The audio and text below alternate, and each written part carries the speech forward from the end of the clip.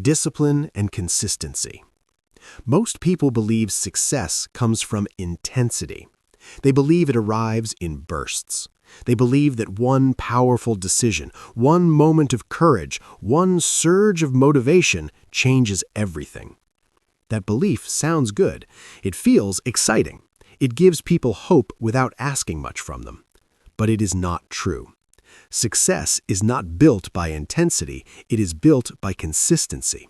And consistency is not built by excitement, it is built by discipline. You do not change your life by doing something heroic once. You change your life by doing something ordinary, correctly, for a very long time. The myth says you rise when you feel ready. Reality says you rise when you are trained. The myth says confidence comes first. Reality says confidence is a byproduct of repeated action. The myth says clarity appears before movement. Reality says clarity is created by movement. Ask yourself this quietly. How many times have you waited to feel motivated before acting? How many plans have you delayed because the mood was not right? How many goals have stayed ideas because you were waiting for inspiration? Discipline does not wait for inspiration. Discipline creates it. The most reliable people in the world are not the most emotional ones. They are the most structured ones. They do not depend on how they feel. They depend on what they have decided. This is the principle that builds lasting consistency. Not force, not pressure, not obsession, but quiet, practiced discipline. Now let us talk about what you do not see when you look at success. You see the finished building. You do not see the foundation. You see the calm performance. You do not see the thousands of repetitions. You see the moment of recognition. You do not see the years of preparation. Success is mostly invisible while it is being built. Think of it like a reservoir behind a dam. Day after day, water collects. It does not rush. It does not announce itself. It simply accumulates.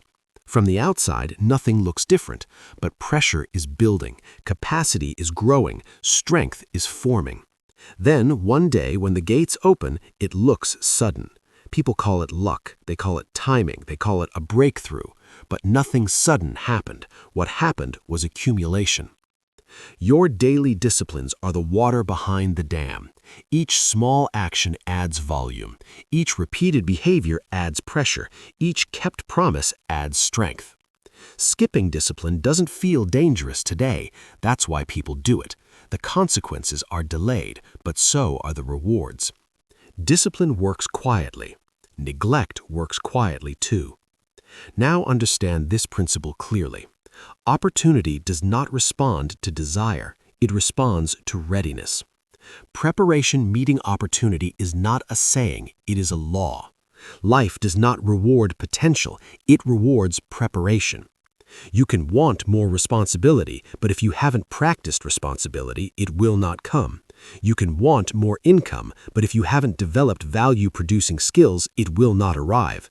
You can want confidence, but if you haven't practiced keeping promises to yourself, it will not stay. The world is not unfair, it is precise. When opportunity appears, it does not ask how badly you want it, it asks how prepared you are. Discipline is preparation in action. It is training before the test is announced. It is practice when no one is watching. Most people wait for life to test them before they prepare. That's backward.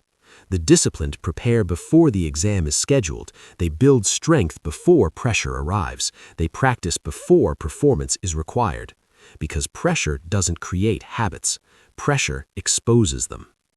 When stress arrives, you do not rise to the occasion, you fall to your level of training. Look at real life. A person who has trained their body does not suddenly become healthy under stress. They reveal the habits they already built. A person who has trained their finances does not suddenly become calm during an emergency. They reveal the systems they already put in place. Pressure does not make you disciplined. It exposes whether you already are. Think of the worker who performs calmly during a crisis. They are not magically brave in that moment. They are practiced. They have rehearsed responsibility. Think of the individual who stays composed during conflict. They are not suppressing chaos, they have trained emotional control over time. Discipline is not dramatic, it is repetitive, it is boring to watch, it is powerful to live. Now let us talk about focus, because discipline without focus becomes exhaustion. Your attention is your most valuable resource. It is more valuable than money, more valuable than time, because where attention goes, energy flows. Distraction is not harmless, it is theft. Every time your focus is broken, momentum is lost. Every time your attention is scattered, discipline weakens. You must protect focus like gold, not casually, not occasionally, but deliberately.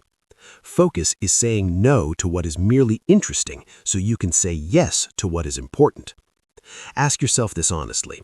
What consumes your attention without improving your life?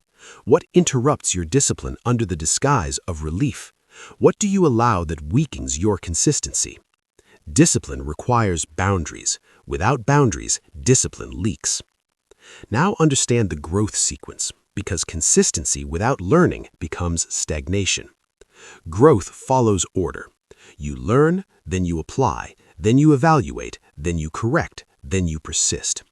Most people want to skip steps. They learn but never apply. They apply but never evaluate. They evaluate but never correct. They correct but never persist. Discipline means respecting the process. You do not repeat blindly, you repeat intelligently. Evaluation is not self-criticism, it is self-respect. Correction is not failure, it is refinement. Persistence is not stubbornness, it is commitment to improvement. Now we arrive at a critical distinction. Motivation is emotional, discipline is structural. Motivation rises and falls, discipline remains. Motivation responds to feelings, discipline responds to decisions. If you build your life on motivation, your life will fluctuate. If you build your life on discipline, your life will stabilize. Systems beat moods every time. You do not rise because you feel good. You rise because your system is designed to carry you upward. This is why strategic patience matters. Growth has seasons. Effort does not always produce immediate visible reward, and that is not failure, that is timing. A farmer does not dig up seeds every morning to check progress. They water, they wait, they trust the process. Impatience kills discipline because it demands proof before the process is complete. Strategic patience understands time as an ally, not an enemy. Now feedback becomes essential because discipline without feedback becomes repetition without direction. Measurement is clarity. Correction is power. You adjust not because you are wrong, but because you are serious. Momentum then appears, not suddenly, gradually. Consistency creates traction. Traction creates speed. Speed creates confidence. This is the flywheel effect of discipline. At first, progress is heavy, movement is slow, effort feels unrewarded. Then, one day, without announcement, movement becomes easier, results become predictable, discipline becomes identity. Breakthrough is not an event, it is a lifestyle. You no longer ask if you should act, you act because that is who you are. You no longer are chasing consistency, you are living it. And that's when something shifts internally. You trust yourself. You know that when you decide, you follow through. You know that when pressure arrives, you are ready. You know that when opportunity appears, you are prepared. This quiet confidence is not loud, it is steady. It is built one disciplined day at a time. And now, as you reflect on your own life, ask yourself this. Where have you been waiting for motivation instead of building discipline? Where have you been hoping for change instead of training for it? Where have you been inconsistent, not because you are incapable, but because your systems are weak? Do not judge yourself, correct yourself. Discipline is not punishment, it is self-respect in action. Start small, start clear, start now. One day of discipline becomes two, two become a pattern, patterns become identity, and identity shapes destiny. Remember this principle deeply. You do not need more motivation, you need fewer decisions and stronger systems. Consistency is not found, it is built. Quietly, patiently, relentlessly. And if you stay with it long enough, you will not need to convince anyone of your discipline. Your life will speak for you. Because lasting consistency is not something you try to maintain, it is something you become. And once you become it, nothing about your future remains uncertain. Motivation is emotional. And once you become it, nothing about your future remains uncertain. Because uncertainty is not the absence of talent, it is the absence of reliability. When you cannot trust yourself to follow through, every goal feels fragile, every plan feels temporary, every promise feels negotiable. But discipline removes negotiation. You stop asking, "Do I feel like it?"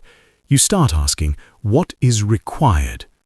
That single shift changes everything. Now let us slow down here, because this is where many people misunderstand discipline. They imagine it as force, they imagine it as harshness, they imagine it as restriction. But true discipline is alignment. It is when your daily actions match your long-term values. It is when your schedule reflects your priorities. It is when your behavior confirms your intentions. Discipline is not saying no to life, it is saying no to distractions so you can say yes to the life you want. And consistency is simply discipline repeated without drama. Not loud effort, not extreme sacrifice, just steady execution. Most people do not fail because they aim too high, they fail because they live too scattered. Their energy is divided, their attention is fractured, their commitments are diluted. Discipline gathers energy, it concentrates effort, it removes excess. This is why focus must be protected like gold. Gold is stored securely, it is guarded, it is not left exposed. Your focus should be treated the same way. Every unnecessary interruption weakens momentum. Every avoidable distraction erodes discipline. Ask yourself this question and do not rush the answer. What deserves your best attention right now? Not everything, not everyone, something specific. Discipline is clarity in action. Now understand this next principle carefully. Consistency is easier when standards are clear. Ambiguity invites excuses. Clarity removes them. If your standards are vague, your discipline will be fragile. If your standards are precise, your discipline becomes automatic.